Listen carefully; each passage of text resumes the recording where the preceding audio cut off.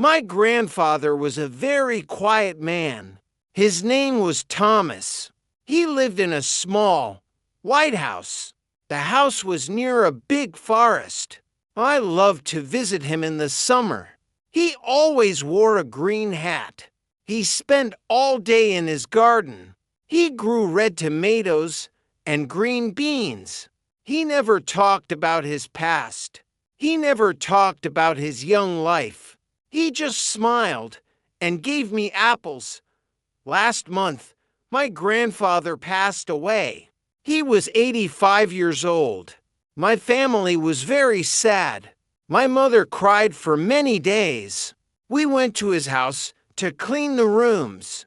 We had to put his things in boxes. I went to the attic.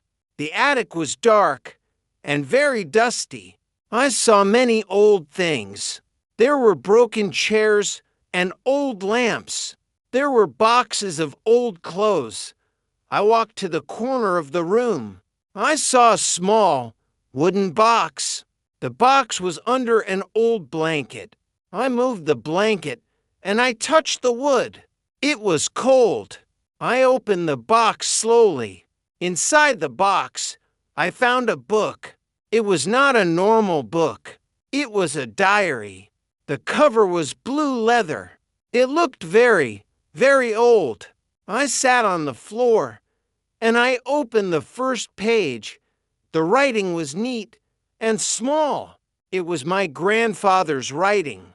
The date was July 1945. I was surprised. My grandfather was a young man then. I started to read the first page. It said, "Today I arrived in a new land. The mountains are very high. I am afraid, but I must stay." I did not understand. My grandfather always lived in our small town. Why was he in the mountains? I turned the page. There were drawings in the diary. There were drawings of big birds, but they were not real birds. They were planes, big, silver planes. My grandfather wrote, "The engine is loud and the wind is cold. I fly at night, so no one can see me. I carry medicine and I carry food. People are hungry and they are sick. I must help them." I felt my heart beat fast. My grandfather was a pilot? He was a secret pilot? I read more and more. Every night, Thomas flew his plane. He flew over the dark forest. He flew over the deep sea. He took food to people in need. He did not want money. He did not want fame. He just wanted to help. The diary told many stories. One night, there was a big storm. The rain was very heavy. The wind was very strong. Thomas could not see the ground. His plane started to shake. He was very scared. He thought about his home. He thought about his mother. He prayed to be safe. Suddenly, he saw a small light. It was a light from a small village. He landed the plane in a field. The people ran to him. They were very happy. They gave him warm tea and bread. He gave them the medicine. He saved many lives that night. I looked at the drawings of the people. They looked happy, but they looked thin. My grandfather wrote their names. He wrote Maria, Carlos, and little Leo. He stayed with them for 2 days. Then he flew away again. He never saw them again, but he never forgot their faces. I continued to read. The years passed in the diary. 1950, 1960. My grandfather stopped flying. He moved to our small town. He bought the White House. He started the garden.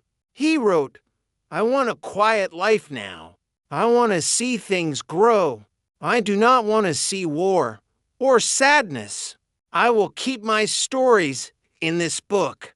I will keep my secrets in this box." I sat in the dusty attic for 3 hours. I read every word. I felt like I knew a new person. This was not just my quiet grandfather. This was a hero. This was a man with a big heart. This was a man with a secret life. I found a photo at the back of the book. It was a black and white photo. It was a young man. He was standing next to a big plane. He was wearing a leather jacket. He was smiling. He looked very brave. It was Thomas, my grandfather. He looked so different, but his eyes were the same. His eyes were kind and bright. I took the diary down to the kitchen. My mother was there. She was washing dishes. I showed her the blue book. I showed her the photo. "Mom, look at this," I said.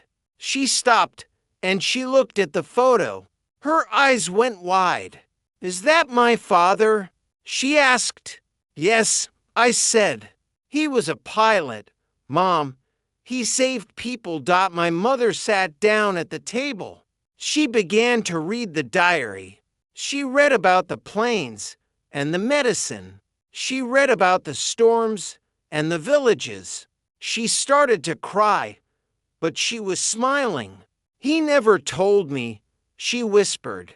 "He was always so quiet. He was a hero, and we did not know." We spent the whole evening talking about Thomas. We looked at the drawings again. We felt very proud. We felt very lucky. My grandfather left us a big gift. He left us his story. He taught us that heroes are often quiet. They do not shout about their work. They just do what is right. I took the diary to my room. I put it on my desk. Every time I look at it, I think of the silver plains. I think of the mountains and the medicine. I think of the brave young man in the leather jacket. I want to be like him. I want to be kind. And I want to be brave. The diary is not a secret anymore. It is a part of our family now. We will tell his story to everyone. We will tell his story to his grandchildren. My grandfather was a quiet gardener, but he was also a king of the sky. I go to the garden every day now. I look at the tomatoes, and I look at the beans. I feel my grandfather near me. I look up at the blue sky. I see a plane far away. I wave my hand, and I smile. "Thank you, Grandpa," I say. "Thank you for your secret. Thank you for your brave heart. The attic is clean now. The boxes are gone, but the blue diary stays with me. It is the most important book I have. It is a book of love and a book of courage. It is my grandfather's secret, and now it is my favorite story. Everyone has a story. Everyone has a secret. Sometimes the quietest people are the most amazing. We just need to look in the old boxes. We just need to read the old books. We might find a hero waiting for us. I found my hero. He lived in a small white house. He wore a green hat, and he flew across the stars. The sun is going down now. The sky is orange and purple. I sit on the porch, and I hold the diary. I feel happy. I feel at peace. The story is finished, but the memory lives forever. Goodbye, Grandpa. Your secret is safe with me. Your secret is loved by us all.